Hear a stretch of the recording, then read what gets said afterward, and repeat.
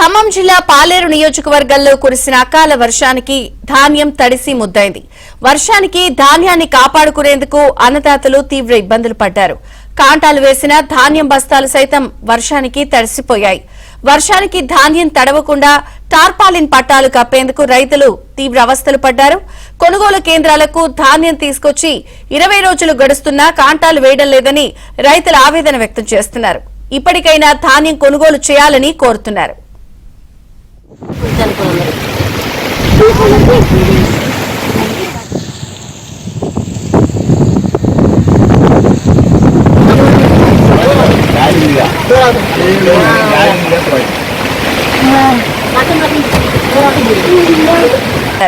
కాంటాలు వేసిన ధాన్యం బస్తాలు సైతం వర్షానికి తడిసిపోయాయి. వర్షానికి ధాన్యం తడవకుండా టార్పాలిన్ పట్టాలు కప్పేందుకు రైతులు తీవ్ర అవస్థలు పడ్డారు. కొనుగోలు కేంద్రాలకు ధాన్యం తీసుకొచ్చి 20 రోజులు గడుస్తున్నా కాంటాలు వేయడం లేదని రైతులు ఆవేదన వ్యక్తం చేస్తున్నారు.